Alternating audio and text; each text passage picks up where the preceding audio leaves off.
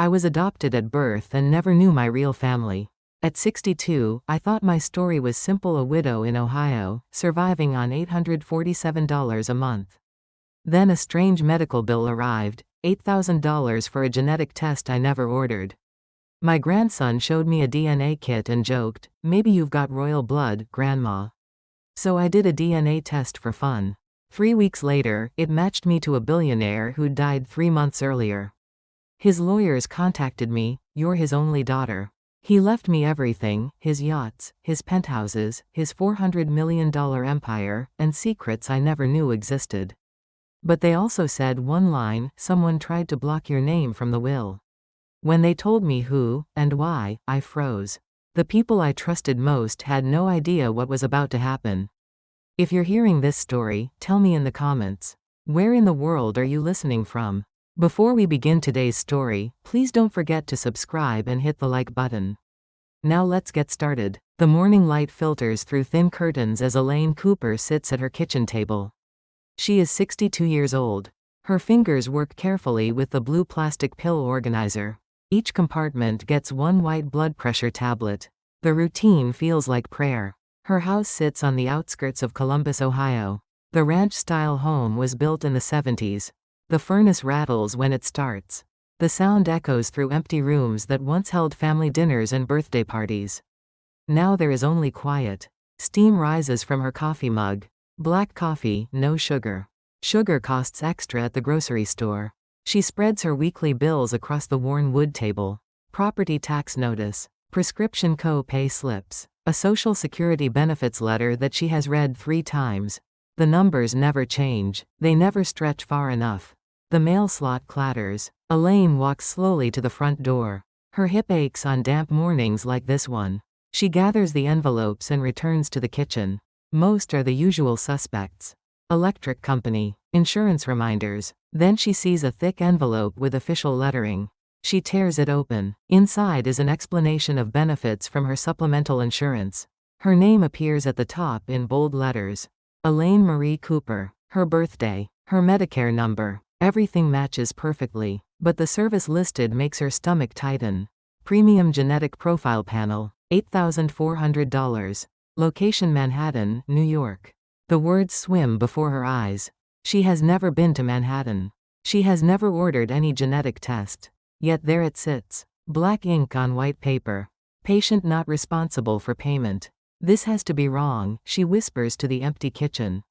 She sets the paper next to her property tax bill. The numbers blur together. $8,000. More than she spends on groceries in a year. More than her monthly Social Security check. The mistake feels too big to be accidental. Her smartphone buzzes against the table. The screen shows an unknown number. New York, New York. The area code matches the one on the medical bill.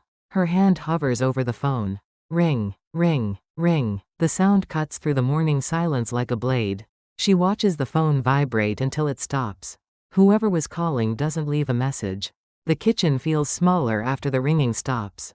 That afternoon brings another visitor. Kelsey arrives without calling first.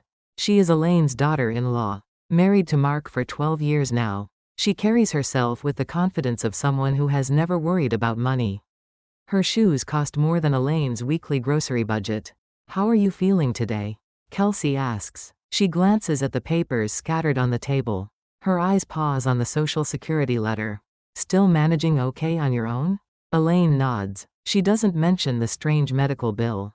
Something tells her to wait. To understand more before sharing. Kelsey sits across from her. She pulls out a folder filled with brochures. Glossy pictures of smiling seniors. Indoor pools. Garden walkways. The words, Sunset Manor Assisted Living, appear on every page. "Mark and I have been talking," Kelsey says. Her voice carries that gentle tone people use with children. "Nursing home costs keep rising. We want to help you plan ahead. Before things get difficult." She slides a document across the table. Legal language fills the pages. Words like financial management and medical decision-making appear in bold. Kelsey's manicured finger points to signature lines. "It's called a family trust," she explains. "This way, no scammer can touch your money. No matter what tricks they try." The word, scammer, hits differently after the morning's phone call. Elaine looks at her daughter-in-law's face. Smooth skin, perfect makeup, eyes that don't quite meet hers when she talks about protection. I need to think about it, Elaine says. Kelsey's smile tightens. Of course. But don't wait too long. These predators target seniors every day. Just last week, my friend's mother almost gave away her savings to some inheritance scam. After Kelsey leaves, Elaine sits alone with the trust papers. The legal language swims before her tired eyes. Somewhere in the fine print, she finds a clause about unexpected inheritance or financial windfall. The words feel cold and calculated. She walks to her bedroom. Under the bed sits an old shoebox. Inside are documents from her adoption. Papers signed when she was just 3 months old. A photograph of her adoptive parents holding a baby with bright eyes. A handwritten note from her late mother. We chose you on purpose, the note reads. You were never unwanted. You were selected with love. Elaine touches the yellowed paper. Her adoptive parents died within 2 years of each other. Heart attacks. Quick and merciful. They never lived to see her struggle with pills she can barely afford. Never saw her eating soup for dinner 3 nights in a row. She returns to the kitchen. The medical bill still sits on the table. $8,000 for a test she never took. In a city she has never visited. The phone number at the bottom belongs to the same area code that called this morning. Outside, darkness creeps across the November sky. Streetlights flicker on one by one. Elaine makes herself a cup of tea. No sugar. The warmth feels good in her arthritic hands. She thinks about the trust papers. About Kelsey's words. About inheritance scams and financial predators. The timing feels strange. The medical bill. The phone call. The sudden interest in protecting her money. Maybe she is being paranoid. Maybe old age makes people suspicious of kindness. But something in her chest whispers that coincidences this neat are usually not coincidences at all. She folds the medical bill and places it in her purse. Tomorrow she will call the insurance company. She will ask questions. She will demand answers. Tonight she will try to sleep. But first, she will double-check that her front door is locked. The house settles around her with familiar creaks and sighs. Somewhere in the walls, pipes gurgle. The refrigerator hums. These are the sounds of a life lived quietly. A life that someone, somewhere, seems very interested in managing. Elaine turns off the kitchen light. In the darkness, the red numbers on her microwave clock glow like warning signs. Tomorrow will bring answers, or more questions. Either way, she will face them sitting up straight. The way her adoptive parents taught her to face difficult things. With dignity, with courage, and with the stubborn belief that the truth, whatever it is, belongs to her. 3 weeks pass before the DNA kit arrives. Elaine ordered it on impulse. A moment of defiance against her own doubts. The box sits on her kitchen counter for 2 days before she works up the courage to spit into the plastic tube. The app downloads slowly on her aging smartphone. Technology moves too fast for her generation. But she persists. Pokes at the screen with careful fingers. Creates an account. Waits for results like a child waiting for test scores. On a gray Tuesday morning, her phone pings while she stands in the pharmacy line. The fluorescent lights buzz overhead. Other customers shuffle behind her. She holds a white paper bag containing 3 generic prescriptions. Pills that cost $40. Money she had to borrow from her grocery budget. The DNA app shows a notification. Results ready. She taps the screen with her thumb. Expects to see colorful pie charts. Irish ancestry. German roots. Maybe something interesting to share with her grandson. Instead, she sees words that make no sense. Close family match. Parent Edmund Hollister. The name means nothing to her. But the word, parent, makes her knees weak. She grips the pharmacy counter. The pharmacist asks if she needs help. She shakes her head. Cannot speak. At home, she types the name into her laptop. Her fingers move slowly across the worn keys. The internet connection crawls. Finally, a page loads. The New York Times obituary section. Edmund Hollister. Self-made billionaire. Industrial magnate. Manhattan penthouse. 3 yachts. Charitable foundations. The photograph shows a distinguished man with silver hair. Kind eyes. A face she has never seen before. She scrolls down. Awards and achievements fill paragraph after paragraph. Board memberships. Political donations. Hospital wings named in his honor. At the bottom, one line stops her cold. Mr. Hollister leaves behind no surviving children. Someone is lying. Either the newspaper or the DNA test. Both cannot be true. She finds a phone number on the medical bill. Customer service for the genetic testing company. Her call connects after 20 minutes of hold music. A woman with a pleasant voice answers. Mrs. Cooper? Yes, I see your file here.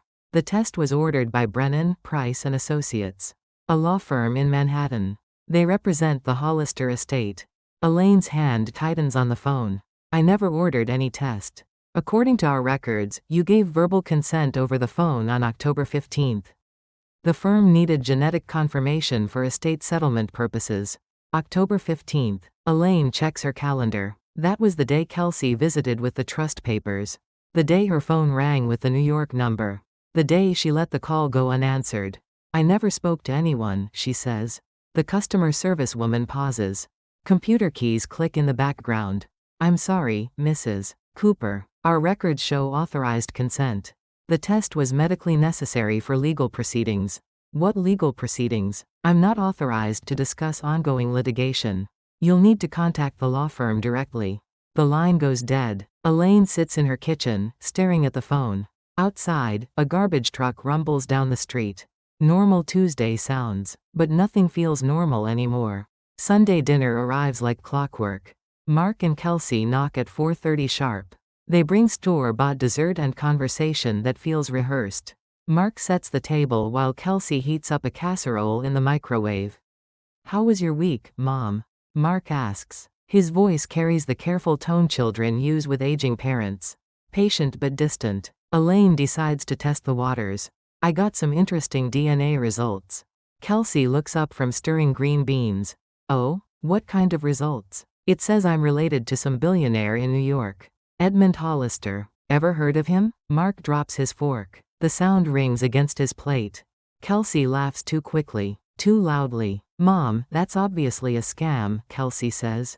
These companies target lonely seniors with fake inheritance schemes. This is exactly why you need us managing your finances. The man died recently, Elaine continues. The obituary says he had no children. Which proves it's fake, Kelsey says. She moves around the kitchen with nervous energy. Opens cabinets. Rearranges items that don't need rearranging. These scammers are getting sophisticated. They target elderly people with elaborate stories. Mark pushes food around his plate. Says nothing. His silence feels heavy. After dinner, Elaine catches Kelsey in the hallway. She has a stack of mail in her hands. Letters that were sitting on the kitchen counter. Kelsey stuffs them into her purse with quick, guilty movements. I'll help you sort these later, Kelsey says. Some look important. Elaine recognizes the logos. Social Security Administration. Another insurance company. A bank statement she hasn't opened yet. Personal mail disappearing into someone else's purse. I can handle my own mail, Elaine says quietly. Of course you can, Kelsey agrees. But she doesn't return the letters. That night, Elaine lies awake staring at the ceiling. The house creaks around her. Wind rattles the windows. She thinks about the DNA test. About verbal consent she never gave. About mail disappearing into her daughter-in-law's purse. She gets up and checks her laptop again. Types, Edmund Hollister daughter, into the search engine. Most results repeat the same information. No surviving children. Private funeral. Massive estate. But one small article mentions something different. A legal challenge to the will.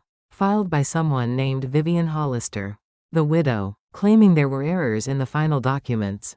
Requesting emergency review. The timing matches. Edmund Hollister died in September.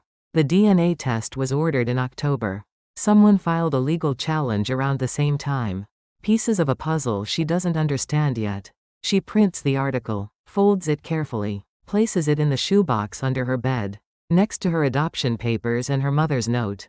Tuesday morning brings another phone call. Same New York number. This time she answers before it can ring twice. Mrs. Cooper? The voice is male. Professional. This is Daniel Price from Brennan, Price and Associates. We've been trying to reach you. About the DNA test I never authorized? Mrs. Cooper, I understand your confusion. But we have authorization on file. More importantly, we have results that concern your legal rights. What rights? May I suggest we meet in person? There are documents you need to see. Information about your biological father. And about efforts to prevent you from learning the truth. Elaine grips the phone. Her biological father. Words she has never spoken aloud. Never let herself imagine. Who's trying to prevent me from learning the truth? That's complicated, Mrs. Cooper. But it involves people very close to you. People who may not have your best interests at heart. The line crackles with static. Long-distance connection. Expensive call from an expensive law firm to a woman who eats soup for dinner. I need to think about this, she says. Of course. But Mrs. Cooper? Be careful who you trust. And be careful what you sign. There are people working very hard to make you disappear. After he hangs up, Elaine sits in silence. The kitchen feels smaller than before. The walls closer, as if the house itself is shrinking around her. She thinks about Kelsey's trust papers. About mail disappearing into purses. About phone calls she's not supposed to answer and DNA tests she didn't authorize. Make you disappear. The words echo in her mind as she makes her morning coffee. As she sorts her pills. As she stares at the property tax notice that grows more expensive every year. Maybe she is just a paranoid old woman. Maybe age makes people see conspiracies where none exist. But maybe, for the first time in her life, someone is finally telling her the truth.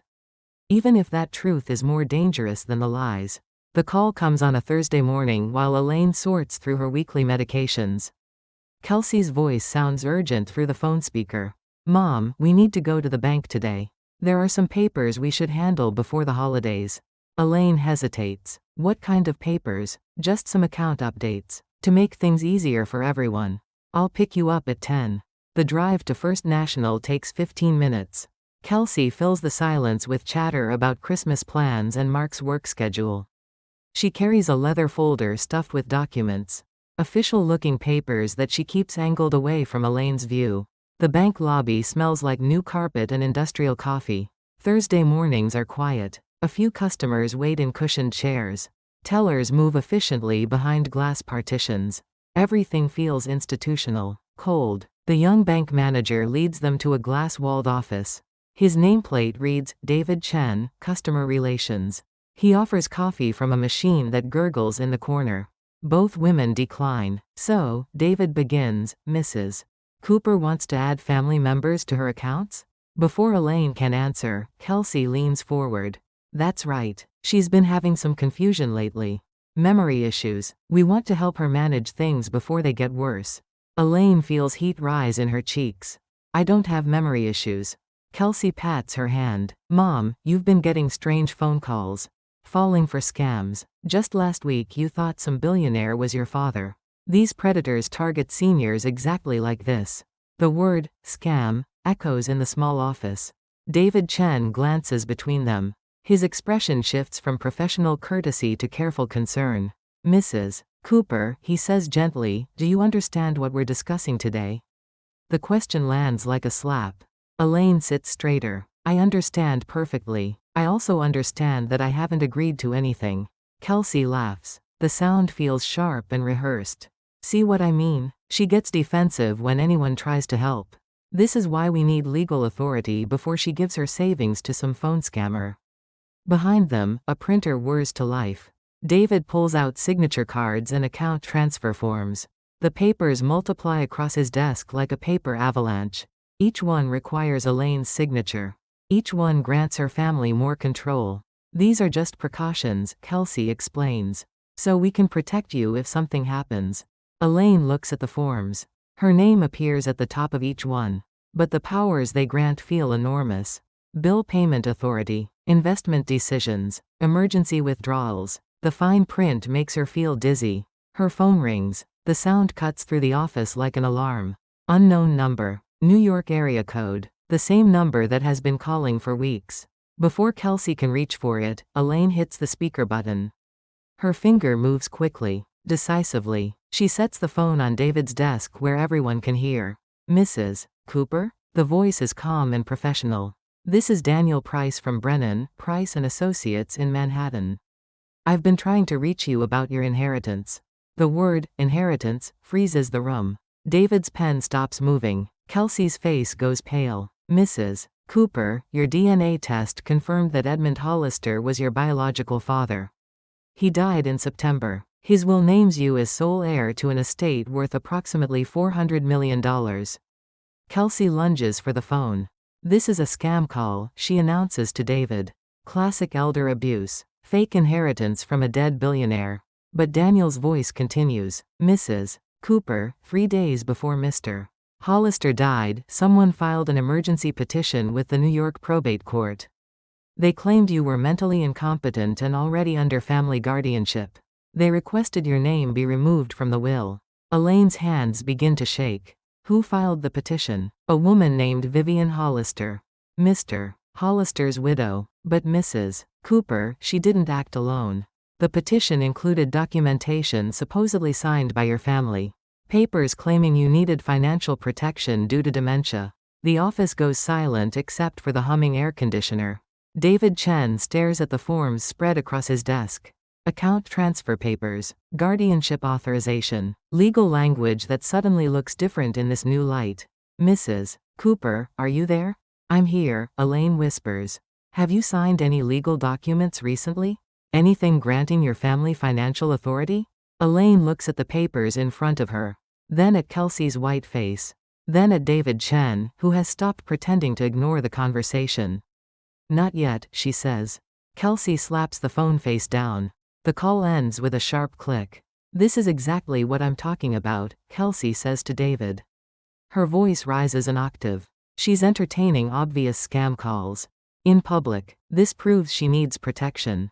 But David Chen has been a bank manager for 8 years. He has seen financial abuse cases before. He looks at the transfer papers with new eyes. Studies the timing, the amounts, the sudden urgency. Mrs. Cooper, he says quietly, would you like to speak with our security department? About the phone calls you've been receiving? Kelsey stands up quickly. That won't be necessary. We'll handle this privately. But Elaine stays seated. Her hands fold over her worn purse. She looks directly at David Chen. Yes, she says. I think I would like that.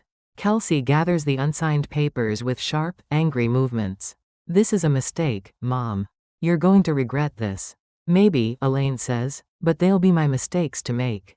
After they leave, Elaine sits alone in David Chen's office. He explains the bank's elder protection protocols, gives her phone numbers for legal aid services, suggests she might want independent counsel before signing any financial documents. Mrs. Cooper, he says, I can't tell you who to trust. But I can tell you that legitimate inheritances don't require family guardianship to process. On the drive home, Kelsey doesn't speak. Her hands grip the steering wheel with white knuckles. The silence feels dangerous. At the house, Elaine gets out slowly. Her hip aches from sitting in the bank chair. But something else feels different. Stronger. Kelsey, she says before the car door closes. I'll need my mail back. All of it. Kelsey's eyes narrow. I was just helping. I know, Elaine says. But I don't need that kind of help anymore. That evening, she sits at her kitchen table with a notepad and pen. She writes down everything she remembers from Daniel Price's phone call. The dollar amount, the timeline, the petition filed by Edmund Hollister's widow. $400 million. Numbers so large they don't feel real. Enough money to buy 100 houses like hers. Enough to pay for all the medications she needs without choosing which ones to skip. But bigger than the money is something else. The possibility that she was chosen. Selected, loved by someone she never got to meet. She thinks about her adoption papers. About parents who picked her on purpose. Now maybe there's another parent who tried to do the same thing. Who wrote her into his will. Who wanted her to have something even if they never got to share a single conversation. Outside, darkness settles over the neighborhood. Streetlights flicker on. Dogs bark in distant yards. Normal evening sounds. But nothing feels normal anymore. Tomorrow she will call Daniel Price back. She will ask questions, demand proof, find out what kind of fight she might be walking into. Tonight, she double-checks the locks. Not because she's afraid of strangers breaking in, but because she's starting to realize that sometimes the people who want to steal your life are the ones who already have keys to your door. Rain drums against the windows as Elaine spreads Friday evening's mail across her dining table. The sound creates a steady rhythm that matches her heartbeat. Each envelope contains another bill, another demand, another reminder of how small her world has become. The electric company wants $68. Past due. The pharmacy sent a statement for medications her insurance won't cover. $83 for pills that keep her alive. Her property tax notice sits at the bottom of the pile like a final judgment. $2,400 due in January. She opens her checkbook. The balance makes her stomach clench. $1,826. Every penny she has in the world.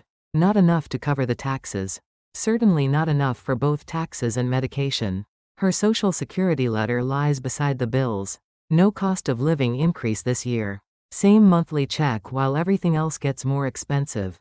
Rice and beans stretch further than meat. Soup tastes fine when you're grateful to eat anything. But tonight, the mathematics of survival feel impossible. A car door slams in the driveway. Headlights sweep across her living room wall. Elaine knows that engine sound. Mark and Kelsey arriving without invitation. Again, she gathers the bills into a neat stack. Hides them under a placemat. Some shame runs too deep for sharing. Mark enters first, shaking rain from his jacket.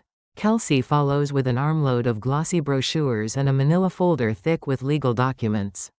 They move like people with a mission. "Mom, we need to talk," Mark says.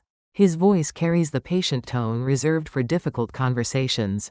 "Kelsey and I have been discussing your situation." "What situation is that?" Kelsey arranges the brochures across the table like a colorful fan. "Your living situation, Mom.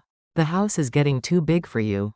Too expensive to maintain." The brochures show photographs of smiling seniors. Swimming pools and card games. Group meals in cheerful dining rooms. Sunset Manor Assisted Living appears on every cover. Professional marketing designed to make surrender look appealing. These places provide security, Kelsey continues. Medical care. Social activities. Everything you need in one location. Mark sits across from her. His eyes avoid hers. "Mom, we found the unpaid bills in your kitchen. The past due notices. You can't keep up with expenses here." Heat floods Elaine's cheeks. They searched her house. Went through her private papers while she was out.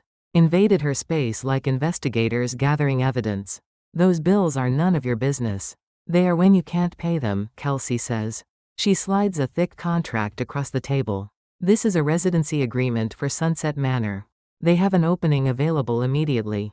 Elaine looks at the document without touching it.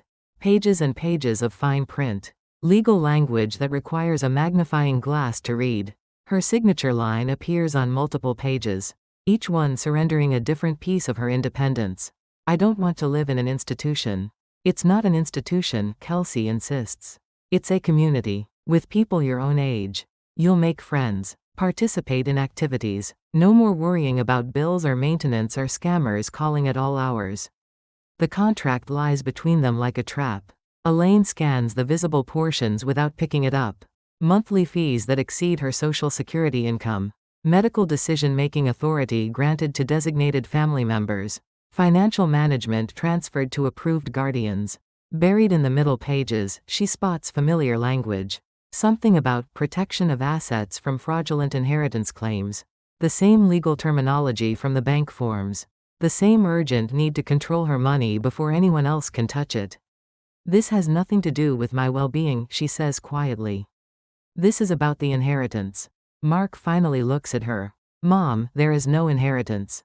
There's just a scam artist trying to take advantage of you. This facility will protect you from making expensive mistakes." "What if it's not a scam?" Kelsey laughs. The sound echoes hollow in the small dining room. "Mom, billionaires don't leave money to random seniors they've never met. It's a classic elder abuse scheme. This is why you need professional protection." Thunder rumbles outside. The lights flicker but stay on. Elaine stares at the assisted living contract. At the smiling seniors in the brochures. At her own reflection in the dark window. $1,826. Not enough to fight anyone. Not enough to hire lawyers or investigate inheritance claims or even pay next month's property taxes. Maybe they're right. Maybe she is just a confused old woman clinging to fantasies. Maybe signing away her independence is the smart choice. The practical choice. The only choice. Her pen hovers over the signature line. The ink trembles just like her hand. "If I sign this," she asks, "what happens to my house?" "We'll sell it," Mark says. "Use the money for your care. Make sure you're comfortable. And if there really is an inheritance? Kelsey's patience snaps. There isn't one. Mom, this is exactly the kind of delusional thinking that proves you need supervision. Scam artists target elderly people who live alone. They prey on loneliness and desperation. The words hit like physical blows. Elderly, alone, lonely, desperate, everything she has tried not to become. Everything she fears she already is. Just sign it, Mom, Mark says gently. Let us take care of you. The pen shakes in her fingers. Maybe surrender is easier than fighting. Maybe admitting defeat is better than facing the possibility of being wrong about everything. She starts to lower the pen toward the paper. Then she stops. In the window's reflection, she sees herself clearly. An old woman in a shabby house, pressured to sign away her life by people who claim to love her. But she also sees something else. The face of someone who has survived 62 years of disappointments and still gets up every morning. Still sorts her pills. Still believes tomorrow might be different. I need time to read this, she says. Kelsey's face hardens. How much time? As long as it takes. Mom, every day you delay puts you at risk. These scammers are getting more aggressive. If you don't sign tonight, we can't protect you. Elaine sets the pen down. Then I guess I'll have to protect myself. After they leave, the house feels enormous and empty. Rain continues against the windows like drumbeats. Elaine sits at the dining table surrounded by assisted living brochures and unpaid bills. She thinks about her adoptive parents. About the note her mother left behind. We chose you on purpose. Not because she was convenient. Not because she was easy to manage. Because she was worth choosing. Maybe, just maybe, Edmund Hollister chose her too. Left her something not because he pitied her, but because she mattered to him. Because even without meeting her, he saw something worth protecting. She folds the assisted living contract in half. Then in half again. Places it under the pill organizer on the kitchen counter where it will wait until morning. Tomorrow she will read every word. Will understand exactly what she's being asked to surrender. Tonight she will sleep in her own bed, in her own house, making her own decisions about her own life. Even if those decisions are wrong. Even if the money isn't real. Even if she ends up broke and alone and exactly as vulnerable as everyone says she already is. Because sometimes choosing to fight is the only choice that lets you keep looking at yourself in the mirror. Saturday morning arrives gray and cold. Elaine sits at her kitchen table with the assisted living contract spread before her. She borrowed a magnifying glass from her neighbor to read the fine print. Each clause reveals new ways to surrender control. Medical decisions require facility approval. Financial transactions must be authorized by designated guardians. Visitors need advance permission. Even her mail would be screened for potentially harmful content. As she traces the legal language with her finger, a memory surfaces. Mark at 16, asking her to co-sign a car loan. Mom, I really need this. For work. For school. I'll handle all the payments, I promise. She remembers driving to the bank with him. Watching him sign papers with teenage confidence. Believing that her signature was just a formality. A gesture of trust between mother and son. 18 months later, the repossession notice arrived on a Tuesday. Her mailbox held papers demanding payment for a car she had never driven. Mark's explanation came through Kelsey's voice over dinner. He's going through a tough time. Finding himself. The important thing is that you helped when he needed it. The memory shifts. 5 years ago, Elaine's hip surgery. Pain medication made thinking difficult. Simple tasks felt impossible. Kelsey offered to handle the bills, just temporarily. Don't worry about the confusing paperwork.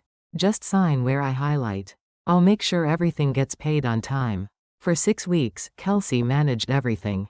Sorted mail. Paid utilities. Handled insurance claims. Always cheerful. Always helpful. Always asking for just one more signature on just one more form. When Elaine recovered enough to resume normal activities, she found gaps.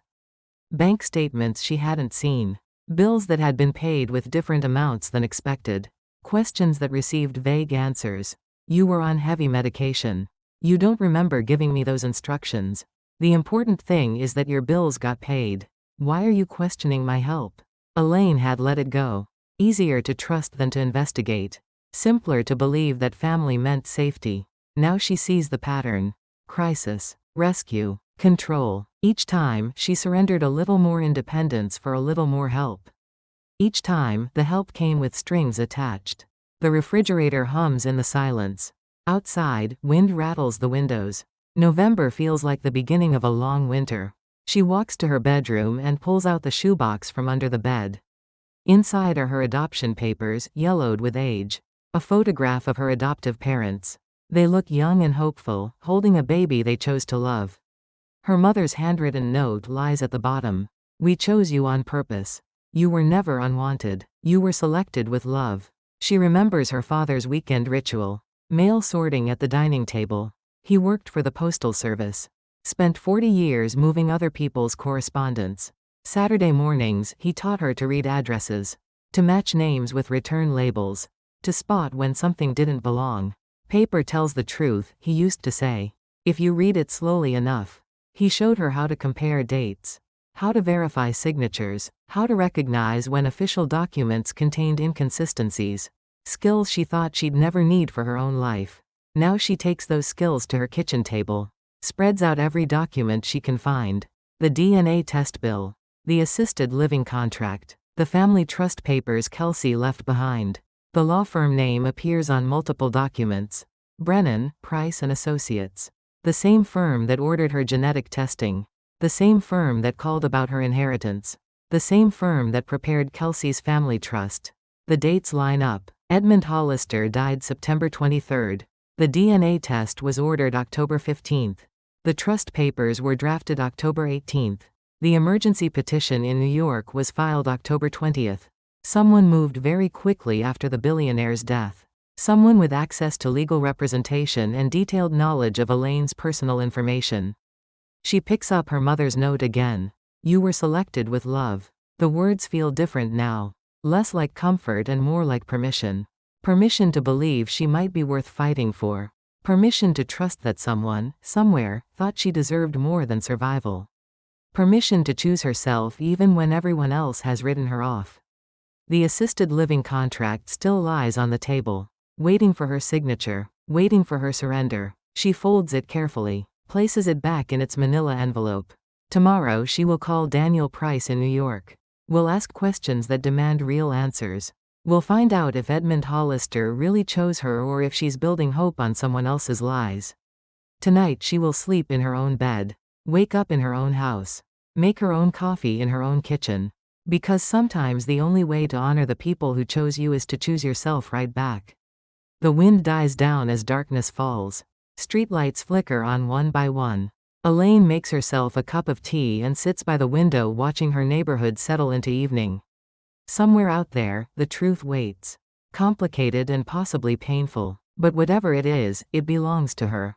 Just like this house. Just like this life. Just like the name written on all those documents people keep asking her to sign. For the first time in weeks, she feels ready to find out what that truth might be. Monday morning, Elaine walks 3 blocks to the Columbus Public Library. Her breath creates small clouds in the November air. She doesn't want to use her home phone where Kelsey might see the number on caller ID. Some conversations require privacy. The library smells like old books and fresh coffee from the circulation desk.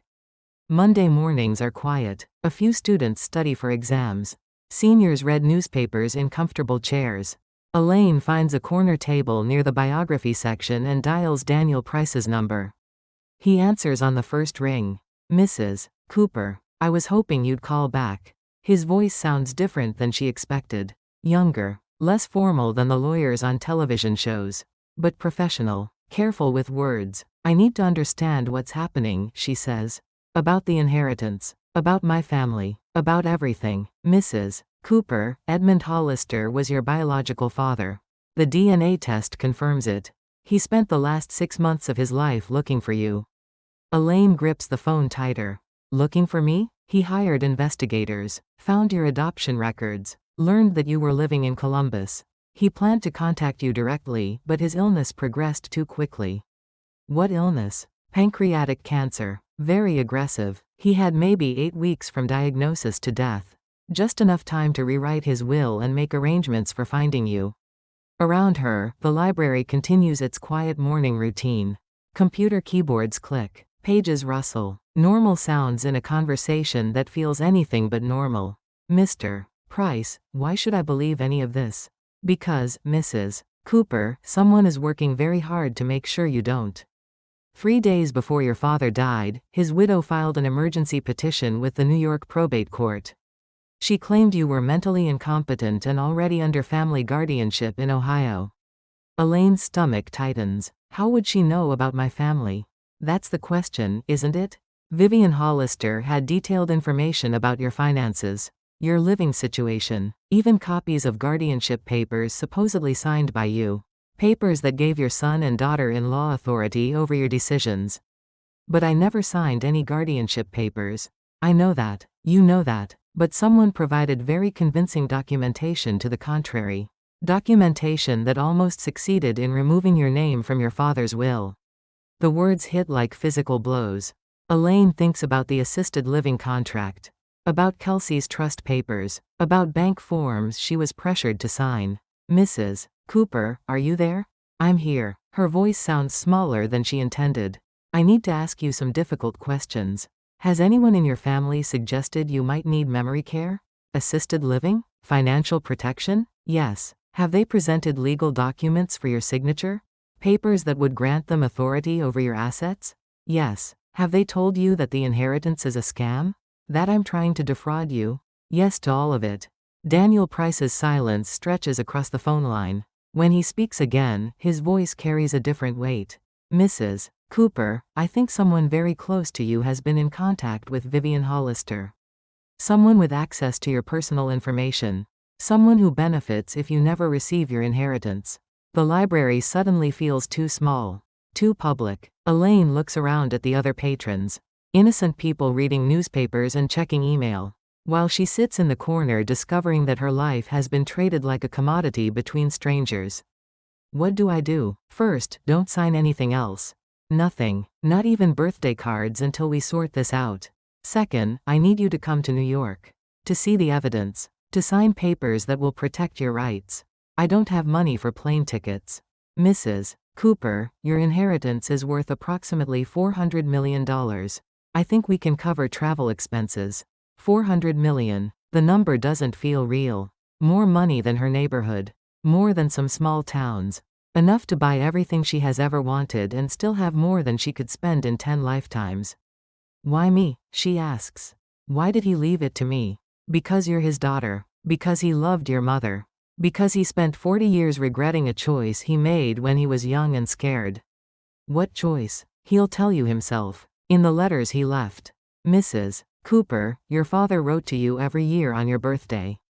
For 35 years, Vivian hid those letters away. But they're here now, waiting for you. Elaine's vision blurs. 35 letters. 35 birthdays when she thought no one remembered her first day in the world. 35 years of wondering if her biological parents ever thought about her. Mrs. Cooper, will you come to New York? She thinks about her empty bank account. About unpaid bills and property taxes due in January. About Kelsey's suspicious questions and Mark's careful silence. She thinks about her adoptive parents. About being chosen with love. About the possibility that she was chosen twice. By different people in different decades for different reasons. But chosen. Yes, she says. I'll come. Can you travel this week? I'll find a way. She uses her emergency credit card for the plane ticket. The one she swore she'd only touch for medical disasters. Flies from Columbus to LaGuardia on Wednesday afternoon. The flight attendant asks if she needs assistance. Elaine shakes her head. She may be traveling alone, but she doesn't feel helpless anymore. Daniel Price meets her at the baggage claim. He looks exactly like his voice. Professional but kind. 40-something with graying hair and a firm handshake. He drives her to his office in a black car that still smells new. Manhattan overwhelms her senses. Too many buildings. Too much traffic. Too many people moving too quickly. But somewhere in this massive city lives the truth about her life. And for the first time in months, she feels strong enough to face it. The law office occupies 2 floors of a glass tower. Reception areas with leather furniture and abstract art. Conference rooms with views of Central Park. Wealth displayed in quiet, understated ways. Daniel leads her to a conference room where a wooden box sits in the center of the table. Simple, worn, about the size of a shoebox but somehow more precious. These are his letters, Daniel says. One for every birthday since your adoption. He wrote them even when he didn't know if he'd ever be able to give them to you. Elaine's hands shake as she lifts the lid. Inside are 35 envelopes. Each one addressed in the same careful handwriting. Each one marked with her birthday and the year it was written.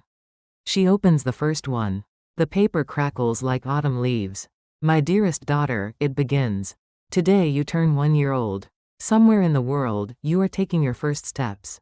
Learning your first words. Growing up without me. By the third letter, tears blur her vision. By the fifth, she has to stop reading to catch her breath.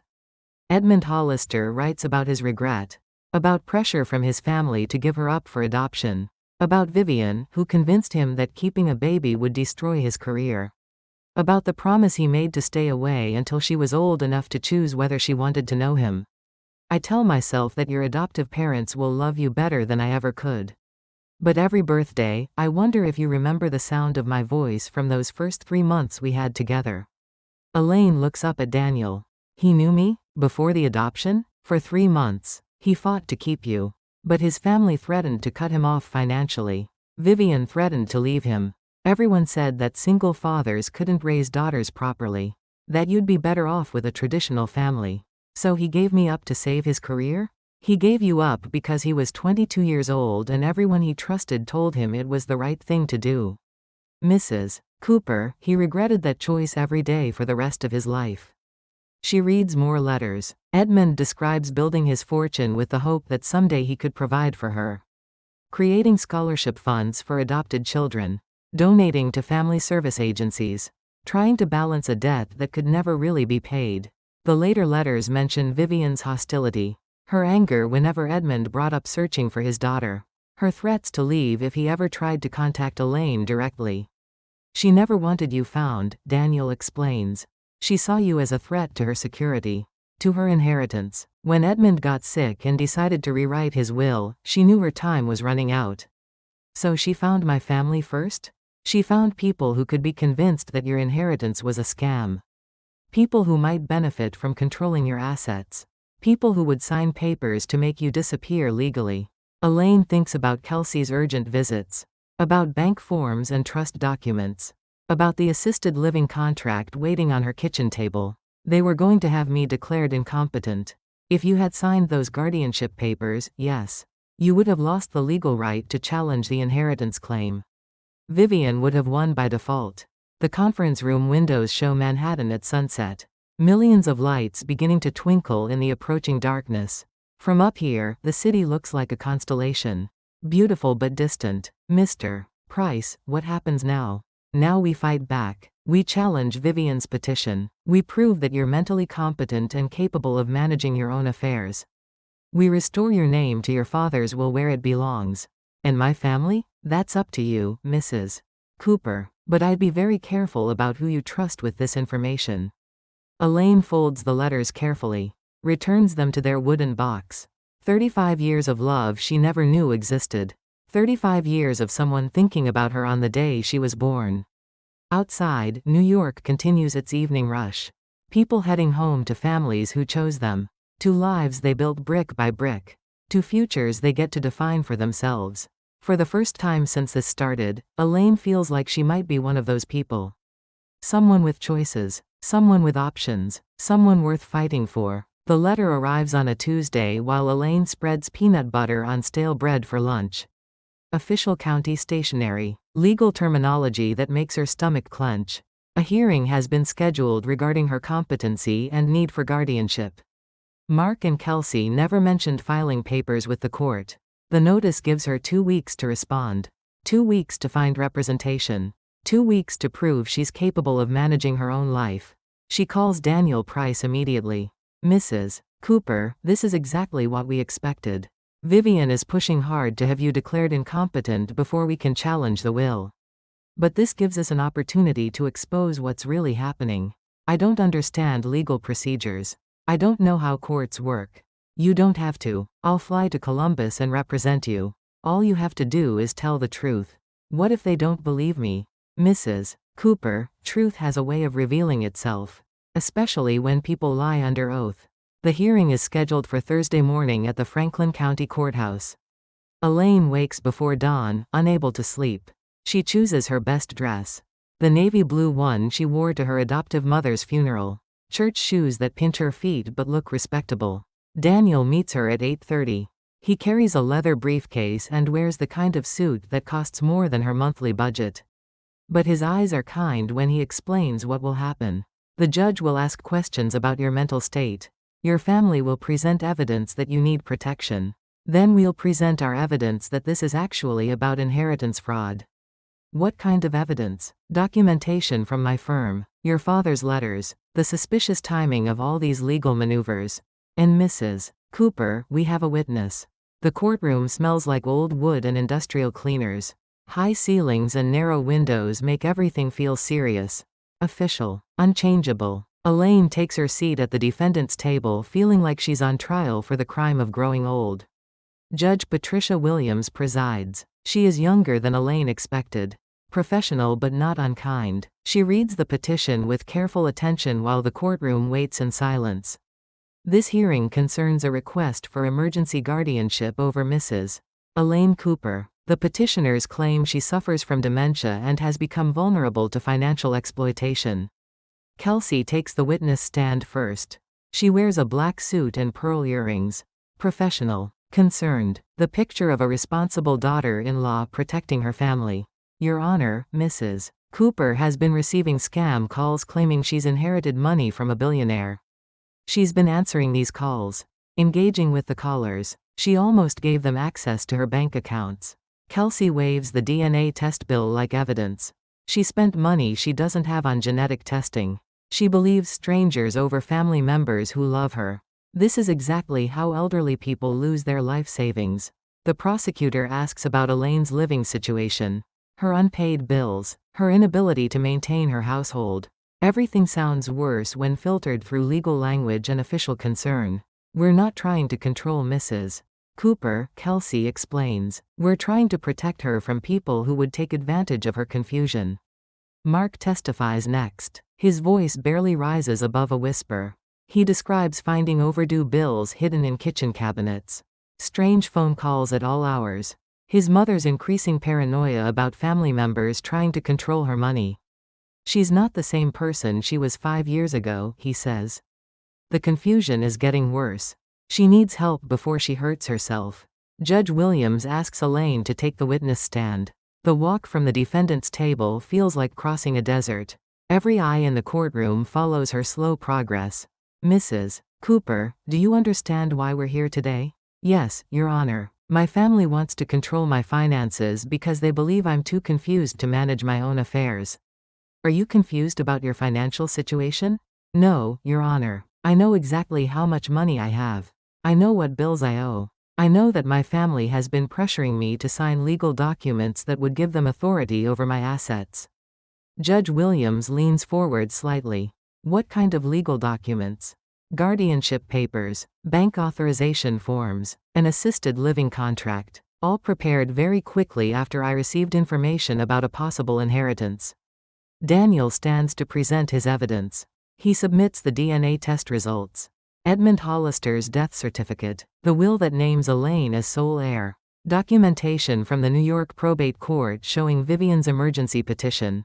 Your Honor, this is not a case of an elderly woman being victimized by inheritance scammers. This is a case of family members coordinating with the deceased's widow to prevent Mrs. Cooper from claiming her legal inheritance.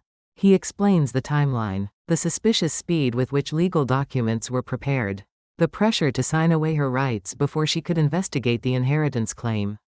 Mrs. Cooper is not suffering from dementia. She's suffering from a conspiracy designed to make her disappear legally. Then Daniel calls his surprise witness. I call Ms. Jennifer Walsh to the stand. The woman who approaches the witness stand is young, professional, nervous. She wears a simple gray suit and carries a folder of documents. Ms. Walsh, please state your occupation. I'm a paralegal at Brennan, Price & Associates in Manhattan. Did you receive any unusual phone calls in your office regarding Mrs. Cooper's inheritance? Jennifer glances at Kelsey before answering. Yes. In late October, I received a call from someone claiming to be Mrs. Cooper's daughter-in-law. She asked about Mr. Hollister's will, about whether there was any way to prevent Mrs. Cooper from receiving her inheritance. The courtroom goes silent. Kelsey's face turns pale. What did this caller offer in exchange for information? She said her family was willing to sign documents stating that Mrs. Cooper was incompetent. She asked if that would be enough to remove Mrs. Cooper's name from the will. Judge Williams looks directly at Kelsey. Mrs. Patterson, did you contact Mr. Hollister's law firm before filing this guardianship petition? Kelsey's lawyer whispers urgently in her ear. She shakes her head. I don't recall making any such calls. Ms. Walsh, do you have phone records documenting this conversation? Yes, Your Honor. The call came from Mrs. Patterson's cell phone number on October 19. Daniel presents the phone records. Call logs that match Kelsey's number. Timestamps that prove contact occurred 3 days before the guardianship petition was filed. Judge Williams studies the evidence in silence. The courtroom waits. Even the air conditioning seems to pause. Mrs. Cooper, please approach the bench. Elaine walks forward slowly. Her legs feel unsteady, but her mind is clear. Mrs. Cooper, in your opinion, do you need someone else to manage your financial affairs? No, Your Honor. I need people to stop trying to steal what belongs to me. Do you believe you are capable of making informed decisions about your inheritance? Yes, Your Honor. I believe I'm capable of making informed decisions about my entire life. Judge Williams nods. She returns to her seat and shuffles through the documents one final time. The petition for emergency guardianship is denied. Mrs. Cooper has demonstrated clear mental competency and understanding of her situation. Furthermore, this court is concerned about the coordination between family members and outside parties regarding Mrs. Cooper's potential inheritance. She looks directly at Mark and Kelsey. This court is referring this matter to the District Attorney's Office for investigation of potential elder abuse and inheritance fraud. Outside the courthouse, reporters wait with cameras and questions. Word has leaked about the hidden daughter of a billionaire. About family betrayal and inheritance conspiracy. Elaine lifts her hand against the autumn wind. Not to hide her face, but to shield her eyes from the brightness. Mrs. Cooper, a reporter calls out, how does it feel to discover you're worth hundreds of millions of dollars? She pauses at the top of the courthouse steps. Thinks about her answer. It feels like someone finally wrote in permanent ink what my heart has been whispering all these years. That I matter. That I deserve to be here. That I'm worth more than the trouble I cause. Daniel drives her home in silence. At her house, she makes coffee and sits at her kitchen table. The assisted living contract still lies under her pill organizer, waiting for a signature that will never come. Tomorrow the real work begins. Lawyers and accountants and financial planners. Learning to manage wealth she never imagined possessing. But tonight, she is simply Elaine Cooper. Sitting in her own house. Making her own choices. Finally free to become whoever she decides to be. 6 months later, Elaine sits at a different table. This one in the Franklin Community Center where the weekly Elder Rights Clinic meets every Tuesday morning. Fluorescent lights hum overhead. Coffee percolates in a corner pot. The smell of old linoleum and fresh hope fills the room. She wears the same navy cardigan from the courthouse hearing. But now it carries a small badge, Marsh Hollister Foundation, Volunteer Advocate. In front of her sits another senior citizen with shaking hands and suspicious bills. Mrs. Thompson, let's look at this medical charge together. The woman across from her is 74. Recently widowed. Confused by Medicare statements and insurance explanations that seem designed to hide rather than inform. The same confusion Elaine felt when her own strange bills arrived. This genetic test costs $8,000. Did you authorize this procedure? I don't think so, but the customer service lady said I gave permission over the phone. Elaine circles the suspicious charges with a steady pen, writes down phone numbers for legal aid services, explains how to file complaints with state insurance departments. The same steps she learned to protect herself. Mrs. Thompson, you are not losing your mind. Someone is trying to steal from you. And we're going to stop them. She kept her small house in Columbus. Paid off the mortgage with a single check that still doesn't feel real. The yacht and penthouse and rare coin collections were sold immediately. Too much wealth feels as dangerous as too little. The money created the Marsh-Hollister Foundation, named for both her adoptive parents and her biological father. It funds adoption support services, guardianship defense for low-income seniors, and education about inheritance fraud. Her lawyer sends quarterly reports, but she keeps her own spiral notebook ledger. Because writing the numbers herself feels like control. Mark visits sometimes. They sit across from each other at her kitchen table, talking about his work and the grandchildren's school activities. The weather. Safe topics that don't require trust or forgiveness. Kelsey stays away. The district attorney's investigation ended with plea bargains and community service. No jail time, but permanent records that follow her everywhere. The marriage didn't survive the publicity. The air between Elaine and Mark feels thin but honest now. He knows she sees everything. She knows he let fear and greed eclipse his better judgment. They are learning to be related without being close. Her father's letters rest in a wooden box on her bedroom dresser. She reads one each Sunday morning with her coffee. 35 years of love letters from a man who never stopped believing she was worth finding. The emotional curve of those pages matches her own journey. Guilt about choices made in desperation.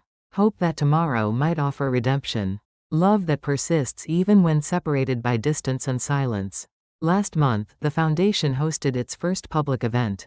A small ceremony in the community center where she now volunteers. Local officials attended. Adoption agencies, legal aid societies, people whose work ensures that other children get chosen with love. Standing at the podium for the first time in her life, Elaine spoke into a microphone that amplified her voice beyond the room's walls. Being adopted never meant I was unwanted.